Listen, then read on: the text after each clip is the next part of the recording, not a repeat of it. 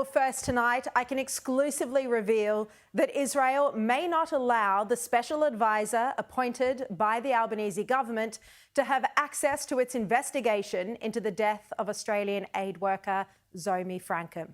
This after Foreign Minister Penny Wong has authored a letter to Israeli leadership that is so hostile it has shocked Israel and has seriously threatened the bilateral relationship between the two nations. In the letter that is signed by both Penny Wong and Deputy Prime Minister Richard Marles, they all but demanded a criminal investigation into the Israeli soldiers who mistook the aid workers' convoy for Hamas. I've obtained leaked details of the letter, and in it, Wong and Marles write, and I quote, "We acknowledge that the findings of the investigation have been transferred to the Military Advocate General, Major General Tomer Yerushalmi, in order for her to determine whether to open a criminal investigation. Appropriate action should be taken against those IDF personnel who have not acted in accordance with the law." Penny Wong and Richard Marles also took exception to Israeli Prime Minister Benjamin Netanyahu, saying that unfortunately that accidental deaths sometimes happen in war. They wrote, "We are also alarmed by initial comments that this was an accident and that such incidents happen in a war. These responses suggest the gravity of the death of 7 humanitarian workers, and the need for concrete action in response is yet to be appreciated by the Israeli government." So claiming there that Israel doesn't understand the gravity of the situation because Netanyahu said, as a matter of fact, that sometimes accidents tragically happen in war. And Penny Wong and Richard Marles all but urging Israel to hold a criminal investigation into the accidental deaths of Zomi Frankham and her colleagues. Well, this outrage from Penny Wong is despite Australia and its allies causing civilian casualties in every single war that our fine soldiers have been involved in. There was the US drone strike that killed an aid worker and 9 others in Kabul. There were entire weddings accidentally hit by the United States in Afghanistan. It is just a matter of fact that civilian casualties do happen in every war, and they've mostly been far greater than what we're seeing right now unfold in Gaza. It's precisely why sensible nations, including Israel, do everything possible to avoid war.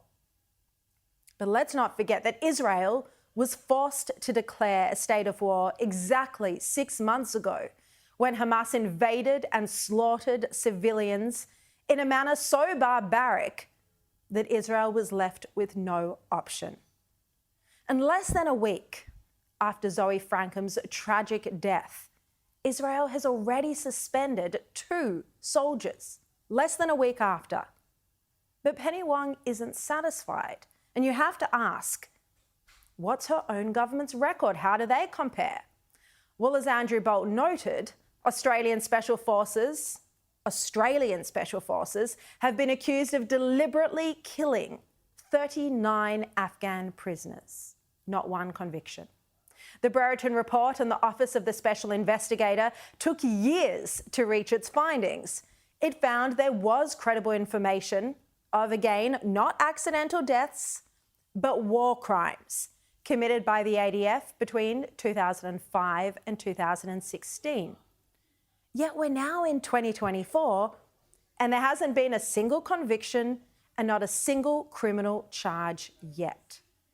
The Chief of the Defence Force, Angus Campbell, received the Brereton report in November 2020. So 3.5 years after the Brereton report was handed to the ADF, not a single charge or conviction.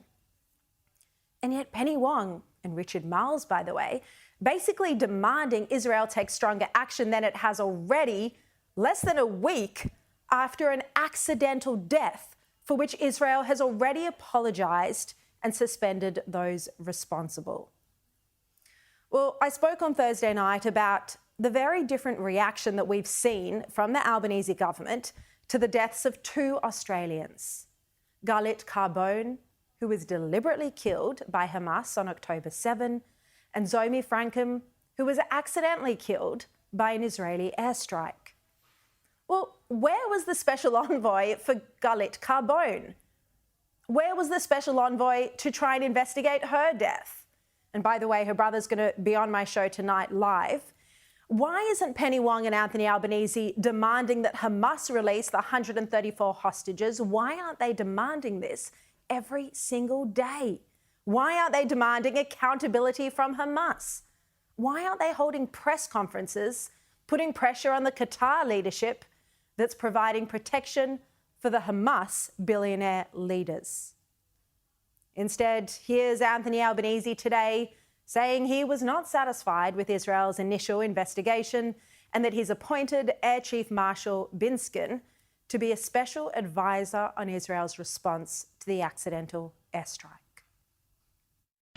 We have made it very clear that these deaths are utterly inexcusable, and the action is needed to ensure that such a tragedy is never repeated. And we also want full accountability for these deaths. And so tonight I've reported that Israel is yet to decide whether to allow Binskin access to their investigation. There's a view that no matter what Israel's initial investigation would have found, or no matter what they would have done, Penny Wong always intended to send such a harsh letter that chastises the Israeli government for its conduct in Gaza. Rather than wait for Israel to respond to the letter that they said they intended to appoint a special advisor, Penny Wong made it public on the weekend that a decision had been made, and today Binskin's name released. As a direct result of Penny Wong's handling of this situation, the bilateral relationship between Israel and Australia has deteriorated to its lowest point under the Albanese government. The Australian's Ben Packham reports today that ANU International Professor Don Rothwell says appointing a special advisor to review the actions of a friendly foreign country's military is unprecedented. But the truth is, Albanese and Penny Wong struggled to even show their support for Israel when the terror attacks first took place 6 months ago. Many of us remember where we were when we first heard about those terrorist onslaught on Israel on October 7. Netanyahu declared a state of war around 6:30 p.m. our time, and we watched in horror as young girls were forced into pickup trucks by Hamas terrorists, and entire families, babies included, were burned and slaughtered. And then in the days that followed, we watched in confusion. Why didn't Albanese immediately visit a synagogue? Why did he take so long to respond? And why didn't Penny Wong condemn unequivocally those attacks instead of calling for restraint while the attacks were still happening and before any thought of action from Israel had even begun? Ever since then, Albanese's tone and, of course, Penny Wong's have been severely lacking. The Prime Minister said he wouldn't let anti-Semitism take a foothold in Australia, but by the time he said that, it had already exploded. And they were hollow words in any case. He's done nothing to stop the rise in anti-Semitism. On the contrary, the fact he's over-egging, he's exaggerating his verbal attack on Israel is actually contributing to the rise of anti-Semitism. It's irresponsible. Sometimes it's difficult to put into words how betrayed you feel by a government. My former editor, Christopher Dorr, has just written a piece over on The Nightly, which seems to encapsulate this sentiment better than I ever could, even though he's not Jewish. And so I'm going to end this report tonight with his words. He writes that Albanese has had assurances directly from his Israeli counterpart, but wants to stay angry. He wants answers and a transparent investigation, yet preempts the findings by declaring the drone strike a war crime, a breach of humanitarian international law. With disdain and deliberate visceral disgust, Wong, from the comfort and safety of her office in the Adelaide CBD, spits out orders to Israel in the grip of yet another lonely existential war they didn't ask for. He writes, today in rhetoric and action, this Albanese Labor government has abandoned Israel, left it alone and isolated in the ongoing war against radical Islamist leaders and their terrorists, determined to destroy Western civilization. In doing so, Albanese and Wong have deserted Jews. The people of Israel, yes, and let's be clear on this, the torn and tormented Jewish families in Australia as well. Albanese has left Australian Jews forlorn, confused and bereft. He has failed to find the moral strength and the measured words required to guide the nation through this crisis. He has shown no sign he comprehends for a moment the impact he is having as Prime Minister on Jewish Australia. Right now, Albanese and Wong are saying loudly, disturbingly, Israel, we are not your friend. We are not in this with you. This casual indifference, the arrogance, is echoing through the homes of Jewish families. It is deplorable. They need to stop and reset urgently. Look, it often feels like much of the media is hostile to Israel, but I want to take a moment to acknowledge the courageous work many of my colleagues here on Sky News are doing and the great support they're giving to the Jewish community. And tonight, there have been brilliant editorials and moving comments from Chris Kenny, Peter Credlin and Andrew Bolt, and Andrew's guest, Greg Sheridan as well, whose articles in The Australian have also been spot on. Now, as I mentioned, Galit Carbone's brother will join me live on the show tonight, 6 months after his sister was murdered by Hamas on October 7. Also tonight, we're going to look at Labor's shocking record on border protection. This is only getting worse after yet another boat arrival, the third since November, and more concerns about how NDIS funds are being used, with reports of convicted child sex offenders receiving upwards of $1 million in support. Well, let's bring in now former Chief of Staff to Bill Shorten and current Director of GXO Strategies Cameron Milner, and former Media Advisor to Scott Morrison and current Director at Headline Advisory Andrew Carswell. Welcome to both of you. Thank you very much for your time. Look, I just want to quickly show you some comments that both Peter Dutton and Greg Sheridan have made today in response to this issue that I've been speaking about.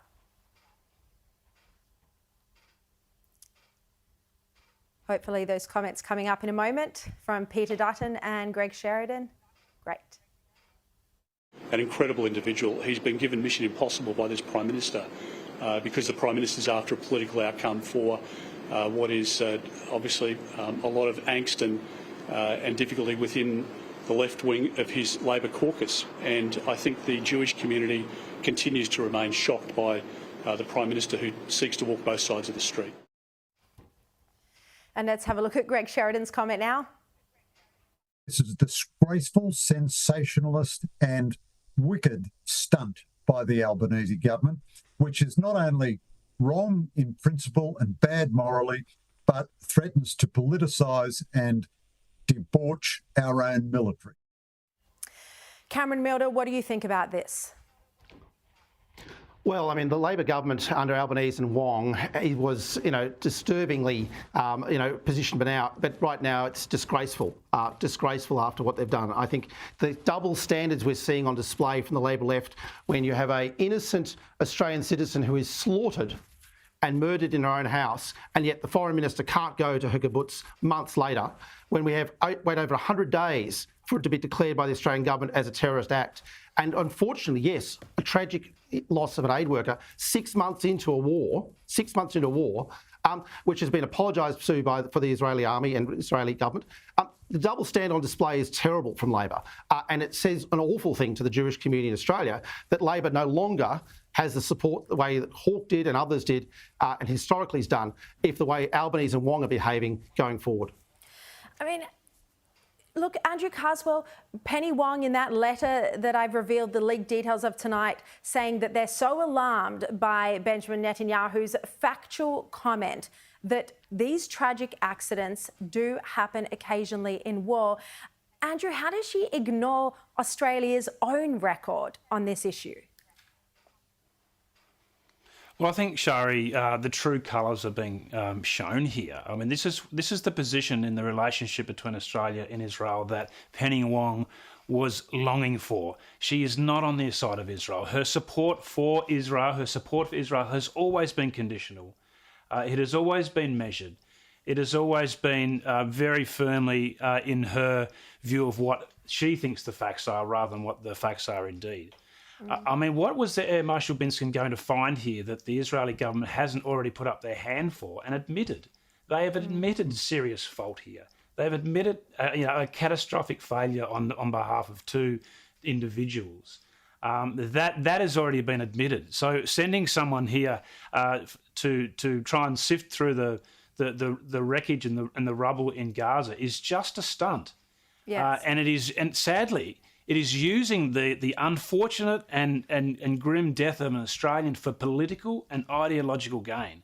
And the relationship between Australia and the Israeli community and the Australian government, the Albanese government, and the Jewish community here in Australia is in tatters. It really is. And we need some solid leadership from this point on to rebuild that relationship and get it to a point that should be between close friends, close allies, close partners. And as I've reported tonight again, that the bilateral relationship now between Israel and Australia is at serious risk. It's at its lowest point in the Albanese government, which is saying something, mostly because of the hostility of this letter, the language, the inflammatory language. I've only reported some aspects here tonight on air, but the inflammatory language in that letter from Penny Wong and Richard Marles has really damaged relations. Israel will now have to decide whether or not it does cooperate with the Albanese government's insistence on having a special advisor, something that, as that international expert in the Australian said, is unprecedented. Now, let's move on now to the boat arrival. It's a topic that I will come back to in more detail with Peter Jennings a bit later in the show. But the Albanese government is now dealing with its third illegal boat arrival since November. Cameron, as you well know, Labor has a history of rallying against offshore detention and boat turnbacks. Now they are dealing with, it looks like, the start of an influx, because in the past, the boats have tried to come to Australia, but they have been turned back. We've now actually had 3 reach the shores since November. Look, and Labor's looking weaker and weaker on borders by the day. I mean, the third arrival, but goodness knows how many others have attempted to come since the Albanese government has essentially said that if you're an illegal person who's here, the High Court will welcome you and will give you aid. Don't put a tracker on us, it's okay. I mean, we've opened the sluice gates for the worst of the worst to be in our community, and that's appalling. But to then be weak on our borders as well is the double whammy, and that's what the Australian electorate's seeing, and it's toxic for Labor to be weak on borders. I mean, Andrew, you were Scott Morrison's media advisor during the last election campaign. How many times did Labor promise that the sovereign border policy was going to stay exactly intact? Well, they always say they're lockstep in with the coalition on border security, but the facts just don't bear that out.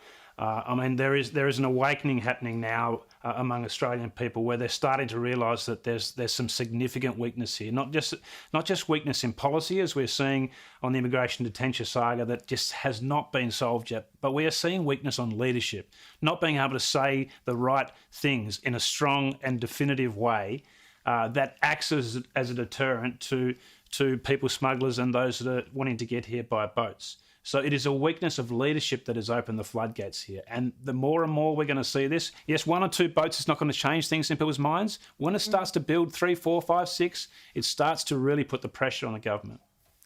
Let's go to this report that came out today that court data has revealed that serial sexual abusers, even rapists and pedophiles, have occasionally received upwards of $1 million from the NDIS.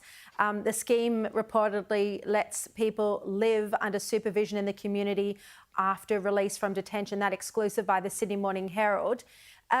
Cameron, this clearly wasn't how Bill Shorten intended for money to be spent. Well, no, and the money's being spent on 600,000 other people who've got profound disabilities who the community looks after, and bipartisan support for the NDIS is there. I mean, Michael Sukkar says the same thing as Bill Shorten. These people need to be looked after by the government. So I'd rather concentrate on the 600,000 people who are actually getting professional help and actually getting the proper process through the NDIS than one instance which does sound pretty awful. What do you think, Andrew? I mean, there has been major problems exposed in the NDIS scheme. Shorten's trying to fix it up. Do you think that there's a kind of patience wearing thin here? Oh, there's some incredible deficiencies with the system here. And I think the Minister's actually doing a good job in addressing some of those deficiencies, some of those extraordinary funds that are being spent, and the crooks that are taking it for a ride at the top as well, which they always do with these giant government programs where they see the money tree grow and they go harvesting.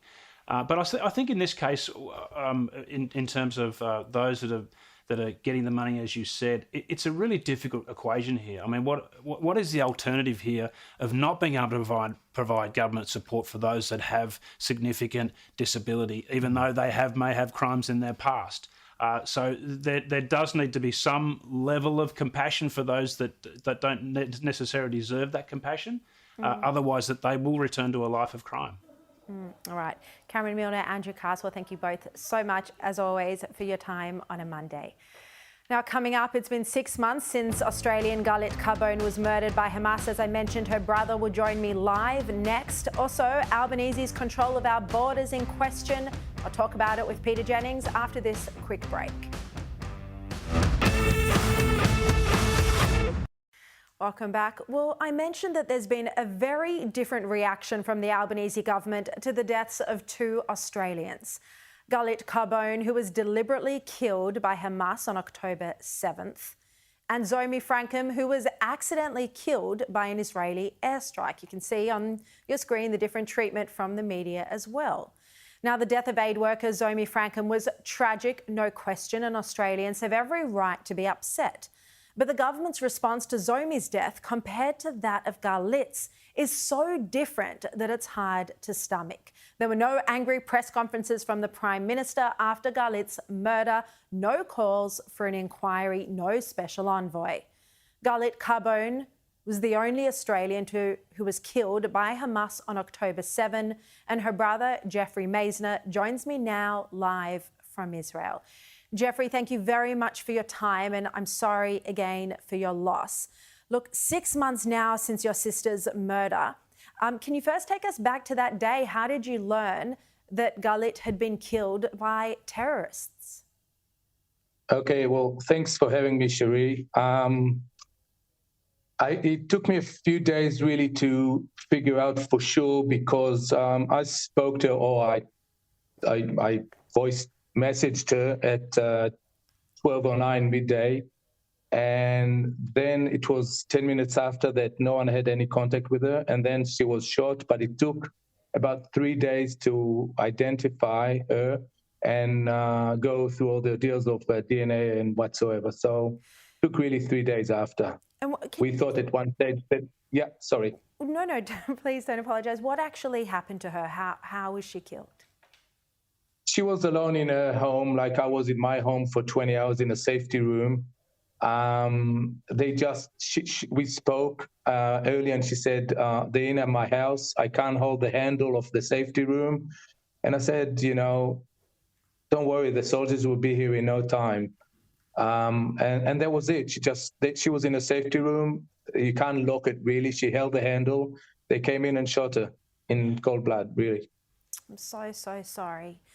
Do you get the sense now that the international community seems to be forgetting or doesn't care anymore about what actually happened on October 7 and also the 134 people, innocent people, who are still being held hostage?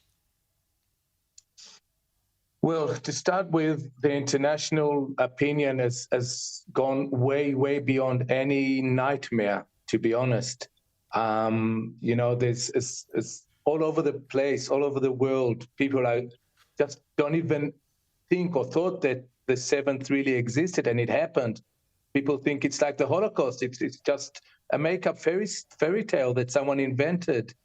And that's what really frustrating us all here, that it's for real. We live it day by day. We still live it. I commute from Tel Aviv to Be'eri every day to work, and I go home on the place and I see all the burnt places and I see everything. And people take me, ask me to take them for tours to see what really happened. And I took Australian diplomats, I took Aboriginal leaders to this place, and it was really, they came out of this tour as if, okay, we read, we heard, we saw, but after taking the tour with you, it's something else, really. And yet our Foreign Minister Penny Wong refused to visit the kibbutzes and the site of the massacre. What do you think about that? Well, my cousin Julian Kepi wrote a letter to her, and one of her aides or her, whatever, responded in such a cold and weak manner that it's really insulting, telling me, oh, we visited Mr. Dayan, chairman of Yad Vashem.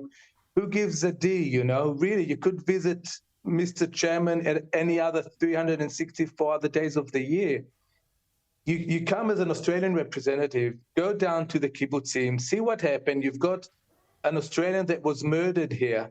Come and see the family, ask her kids, her brother, her father, something. The Australian ambassador came to the funeral, and the consul came to the funeral, and we felt like we're part of another place altogether. We felt them, but after that, nothing, Sharri, nothing. And then you've seen the reports about the Australian government, including Penny Wong's response to the death of Zomi Frankham. What do you think about the comparison, how different that was to how they responded when your sister was deliberately murdered, gunned down in her safe room by Hamas terrorists? And I know that I'm being interviewed here by you, but I think no words is the best comment that I can come up with, because it's not even insulting Sharri anymore, because we're starting to get used to it after 6 months.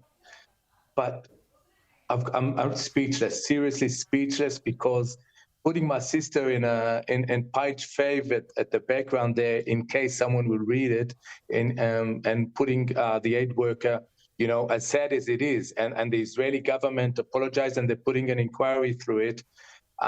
It is sad, every death, but come on, let's not compare here the level of death here. Come on, seriously.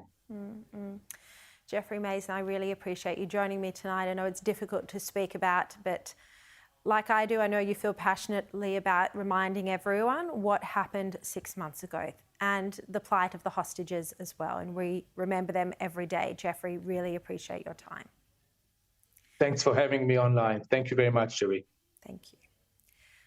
Now, the Albanese government's grip on our national borders is slipping after a third illegal boat landed in WA on Friday. The latest arrival understood to be around 15 people. They're believed to be Chinese after authorities tracked down the missing suspected asylum seeker.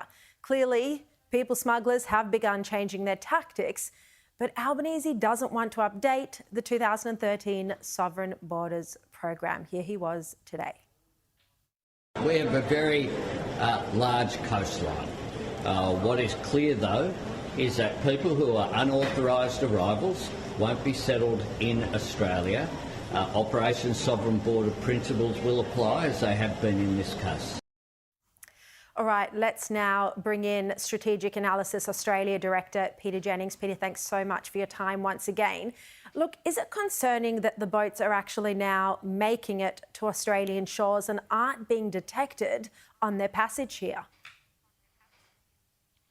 Absolutely it is, Sharri, and I think there's a couple of conclusions one can draw from that. One is that the people smugglers are very closely attuned to watching the political debate in Australia, and it's not accidental that we've had 3 just in the space of a couple of weeks. And I suspect what that means is that more will come. The other thing is the people smugglers are a very agile opponent. They will change their business model. And one possibility that is being talked about now is that far from moving these people in hulks, which are really intended to be sunk once they get close to the coast, they're in fast speedboats which can beat a hasty retreat with the people smugglers in them, having landed some people. And it is an incredibly difficult task to surveil the Australian coast up in that northwest region, with the expectation of being able to pick up, small speedboats, for example. So I think that means the government desperately does need to look at its response to what is a changing business model and realise that it's not just accidental that 3 boats have arrived. What that probably means is that more are on the way or will be soon. Yeah, and that's, 3 since November. Look, I want to turn to AUKUS. We're seeing reports today that there's a major shake-up and Japan could soon enter the AUKUS Security Pact, of course, alongside Australia, the US and the UK, as the name suggests. What do you think? Is this a good idea to bring Japan into the fold, given its military expertise? Japan is the only country that I would be pleased to see added to the AUKUS list. And the reason for that is that they have a very strong industrial science and technological capability, so they can bring real oomph, to use a technical term, Sharri, to this discussion. Secondly, they also have a sense of the level of strategic threat which the region faces from a more aggressive China. And really that means Japan is very different to deal with now than it was 15 or 20 years ago. The caution has gone. There's a speed in the way that they're strengthening their own defence capability. And I think bringing that sense of urgency and capability to AUKUS is something that we should welcome at the moment. So that's my one exception. I wouldn't have New Zealand in there. I wouldn't do anything that sort of turns this into some sort of general diplomatic discussion. This needs to be a technology-focused defence grouping that's all about dealing with a current threat that's getting seriously worse. Now, Peter Jennings, in your former role, or one of your former roles, you were the Deputy Director of Australia's Defence Department. I've been speaking on the show tonight about how the Albanese government has been over-the-top outraged about the accidental death of one aid worker, as tragic as it is. I want to ask you, how often are civilians killed in wars accidentally? Well, Sharri, I was Deputy Secretary for Strategy. I actually worked quite closely with Mark Binskin during some of the worst periods of our time in Iraq and Afghanistan. And what I can tell you on the basis of that direct experience is, unfortunately, particularly when you're fighting terrorists, civilians will be harmed or killed. And it is certainly true that a number of Australians were killed by, a number of civilians were killed by Australian forces in Afghanistan during the course of combat operations. I can tell you this, the Australian government at the time and the Australian Defence Force at the time would not welcome the idea of an external country saying, well, now we're going to review the adequacy of how you dealt with that situation.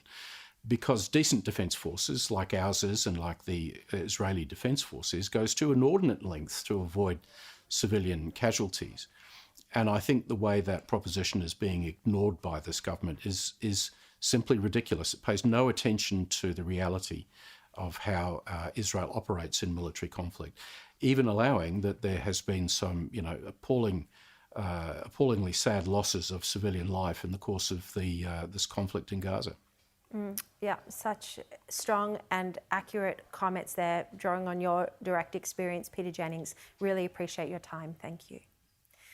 Now, coming up, social media blamed for fueling a rise in youth crime. Plus, you won't believe how much of our taxpayer money has been spent on redundancies for police media advisors. I'm going to talk about this with Joe Hildebrand and Liz Storer next. Welcome back. Well, social media is failing to remove videos from their sites which glorify Australia's youth crime crisis. The Daily Telegraph has today revealed that multiple videos have remained on TikTok and Instagram depicting violent crimes despite very obviously breaching their own guidelines. Let's bring in now Sky News host Liz Storer and commentator Joe Hildebrand. Great to see you both. G'day, Sharri. Lovely to be here. Look, Liz, leaving these videos online is only encouraging, because we know from experts that part of the reason that teenagers are engaging in this youth crime crisis that's affecting most parts of Australia is because they want to boast about it online. They do, as teenagers are wont to do, but I think that this is a very thinly veiled plot by the government to draw our attention to this, because when you look at their solution, it becomes very obvious what their real ploy is here. We all know these videos are up online, but we also know that no healthy, happy teenagers are engaging in criminal activity because they saw a few videos online. I mean, the headlines today are saying, oh, this is what's driving the epidemic, the pandemic of youth crime. Now, that's just ridiculous. A lot of these kids have troubles at home, they have health issues, they have any number of reasons why they're acting out in this way. And the government now wants to say, oh, look, it's social media, these guys aren't censoring enough, and that's why this is not happening. What makes me very wary about this is that the government's solution, as they've said themselves, is a new bill that gives the e-safety commissioner more powers to rip down content online. Now, to me, that is very questionable. I do not want this woman, who's out in the open as a World Economic Forum operative, working for our government. Don't laugh, Joe. She goes to Davos every year. God. She's on their own website. They've written gushing tomes about her. A lot of Australians aren't aware that this is a world first. We have our own censorship czar sitting in Australia deciding what we can and can't see. Nobody voted for this. Nobody's okay with it. So I'm against any measure that would give this woman more powers than she already does have. I agree with you on that I just want to know who shot JFK. I mean, we have the looking glass. That's not that. But the idea that we don't agree with these misinformation experts sitting there ordering that content is that's different between kids filming themselves beating the crap out of other young people, robbing people. This is what the government always does, Joe. It gives you the most reasonable reasons it possibly can to get you on board with anything, and you think that's going to be the limit of the powers that they give her. Now you can only take down brutal youth crime. I don't think so, and I'm not falling for it. There's got to be another way of getting the social media companies to actually remove content that is serious crime. Well, this would appear to be that way, to say, well, if you don't do it, we will. I don't see what else. If the social media companies are refusing to do it, then what else do you do? They're not refusing to do it. TikTok has already said, they've come out with a great statement saying we actually work very closely with the Australian government, and every time they ask us to take something down, we do. Now you believe TikTok.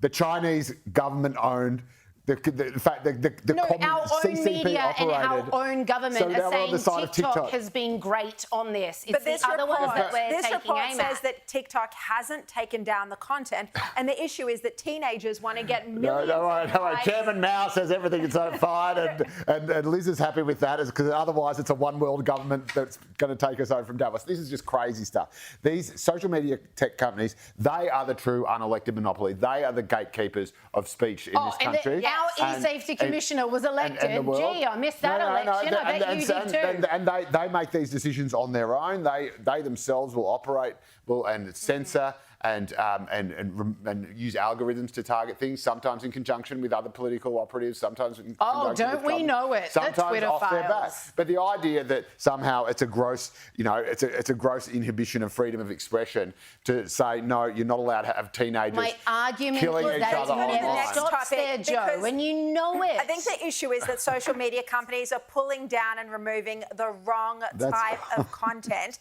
Here's one topic that social media companies refuse to let anyone discuss.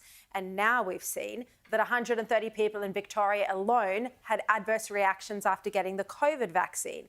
The Herald Sun today reports that 28 people have suffered so badly they've been unable to return to work at all. And WorkSafe Victoria confirmed that they've paid out $6.8 million in compensation claims. Liz, again, this was a topic no one was allowed to discuss. I understand people changing their position on the vaccine because the research changed, but it is shocking to think that this was mandated and there are now many people who've been affected so badly they can't even work. Well, it's even more shocking to think, Sharri, that the government knew Otherwise, why did they open up this vaccine compensation injury scheme just 6 months after they started the first rollout of the vaccine here in Australia? They knew that they could not guarantee people that this was 110,000% safe for every single person who would take it. They couldn't, and yet they kept it up for months and months and months after, even after they'd opened the scheme. And it bears mentioning, before that scheme even opened for business, 6 months after the first rollout began in Australia, it had over 10,000 claims already. Now, obviously, not all of them qualified for compensation, but the government knows that they cannot have honestly been telling people this is safe when it's like, well, why did you come up with a compensation scheme? And so soon on in the game. The Albanese government last year budgeted $77 million for this scheme. So it knew we're probably going to be paying out quite a few people. And if you can crunch the numbers, I mean, the maximum people can even get out of this scheme is 20 grand. And that's not much if you're one of the few that you just said, which cannot return to work and may never be able to. Now, Liz, your comments have meant that I'm being told I need to read what the official advice remains. Oh, what does that tell you? It tells you that there is a place for reasonableness in this debate. And I know it went out the window with COVID a long time ago. Where is the reasonableness when I'm mandating you take a jab that I've already created an injury scheme for? There is no reasonableness there. Let me read this line that I need to read, which is that government advice remains that the vaccine is the best protection against severe illness, hospitalisation and death from COVID-19. I've just been told I have to read that. Yes, Let's be sure all I said was that people are because it's true, because there are no guarantees of anything being 110% safe in life. So why did the government guarantee it? Why did the government guarantee it? I had Dr. Karen Phelps on my show on Thursday and she was speaking about this topic. Let's move on. She got vaccine. I think she and her partner got a vaccine injury and long COVID. That's the daily double right there. The Guardian newspaper has revealed that almost $700,000 in taxpayer funds has been paid to 3 dumped New South Wales police media executives over the past 2 years. 3 media advisors. And this after Karen Webb has had to sack her 4th controversial pick, Steve Jackson, before he even started. Joe, we forget that this whole Bruce... So, Joe, why are you here? Why are you not the media advisor for the New South Wales Police Commissioner? And the answer is, I don't know. Except that I probably would be made redundant by 9 p.m. Which you wouldn't mind, because check out the payout. That's right. That's right. We forget that this whole reopening of the Bruce Lehrmann case started with Karen Webb. It's amazing. It's picking Steve Jackson as a media advisor. And that's an extraordinary amount, nearly $700,000 that she's paid out in redundancy fees, taxpayer funds. Yeah, one of my favourite rules of thumb in life is if you know more than 3 assholes, it's you. In other words, if it's everyone around you's fault that things keep going wrong, maybe it's not everyone around you's fault. If everyone else is the bad guy in every situation you're in, then maybe it's actually not everyone else. Yeah, and I think Karen Webb would do well to abide by that rule of thumb and think, hang on a minute, if I keep getting a new media advisor and I'm still really crap at the media, maybe it's not the media advisor's fault. And I think poor Liz Deegan would feel very aggrieved, I think, by the way that she was treated. Vindicated, but it's, it's hard to feel vindicated, after you've already lost your job. Yeah. Trust me, I know.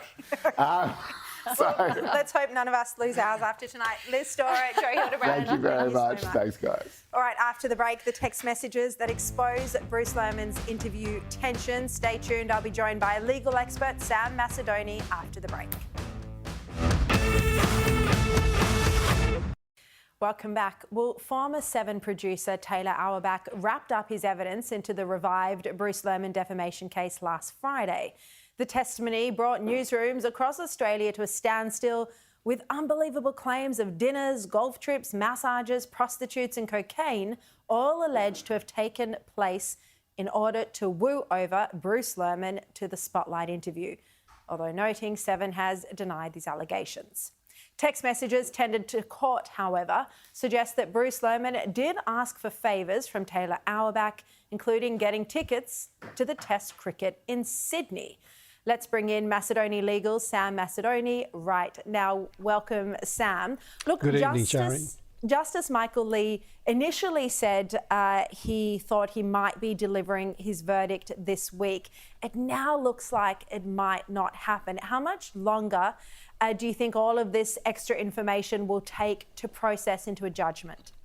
Well, he would have already have made up his mind last Tuesday before this extra evidence came in.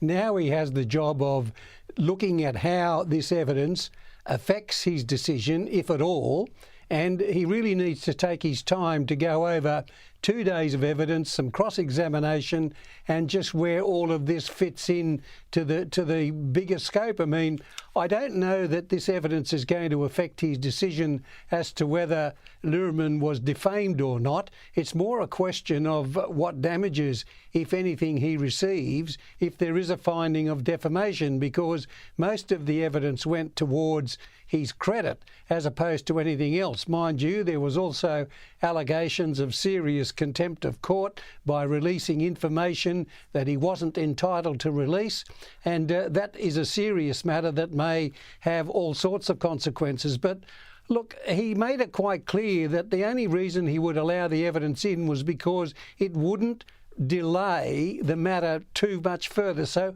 I think we'll hear this week. By the end of this week, I think we'll get a decision. Look, the Justice Michael Lee made the point on Friday that this was risking going down a rabbit hole, and he kept trying to bring the evidence that Taylor Auerbach was giving back to, relevancy. How much of the new information that came to light in the past week do you think is relevant to the case? Look, I personally don't think it's all that relevant at all. I mean, all it does is goes to the credit of Lehrmann. In other words, you can't believe him because he's told too many lies. He denies that. Channel 7 denies that. So I don't know how far it would go in assisting the judge, given that he's already said that he found that there were credit issues from both sides of the argument. Therefore, this doesn't really take it that much further. So I don't know, but he still has to consider it, and he still has to see how it will affect his decision, if at all, keeping in mind that Lehrmann has denied the allegations that have been made against him, and Channel 7 have also said that most of it is just not true. There was text messages, as I mentioned a moment ago, that came to light. Look, the program in question, Spotlight, it's Channel 7's flagship investigative program. It is returning to air this Sunday. The other question is, can it salvage its reputation that has been completely trashed over the past week? That's a very, very good question. I don't know. It's going to depend on whether the public will want to see the program or not. Given how it's been trashed over the last, especially the last 2 or 3 days by Auerbach's evidence, one would have to think that unless there's a complete new staff there that do things differently, and Channel 7 approaches getting stories in a different way, that maybe it will lose track. But that's yet to be seen. I mean, the future will tell that. And it was regularly beating 60 Minutes in the ratings, but now you'd have to wonder whether you can trust an investigative journalism program when you know about the conduct of its producers in the past. I would say that 60 Minutes would be quite happy at the moment with the way things are, because I think they'll probably get the upper hand. All right, Sam Macedoni, thank you so much for your time. And thank you, everyone, for your company tonight. I'll see you tomorrow at 8. Here's Paul Murray.